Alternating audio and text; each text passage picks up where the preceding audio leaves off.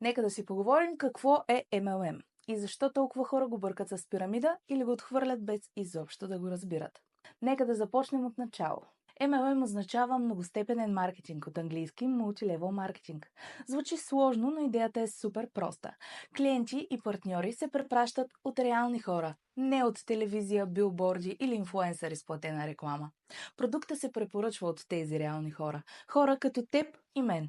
Ти използваш продукта, харесваш го, препоръчваш го. Когато някой купи от твоята препоръка, печелиш. И не е афилиейт маркетинг, по-добро е, защото когато изграждаш екип и хората в него правят същото като теб, препоръчват, печелиш още повече. Толкова е просто.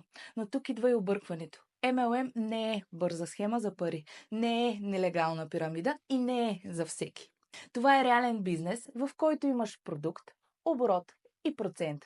Има усилие, има процес, има изграждане. И тук ще ти дам пример с един полезен модел. Четирите квадранта на Робърт Кийосаки, които обясняват откъде идват парите на хората. Легално, разбира се. Първият квадрант – ти си служител, работиш за заплата. Втори квадрант – самонаето лице си, работиш за себе си. Трети квадрант – собственик си на бизнес, имаш система, която работи за теб.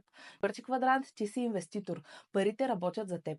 MLM е начин човек от първите два квадранта да премине към третия, без да инвестира хиляди, без да поема риск, без да е гений.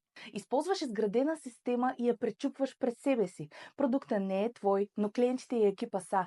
И върху това получаваш дял от целия оборот. Нещо като франчайз, но за нормални хора.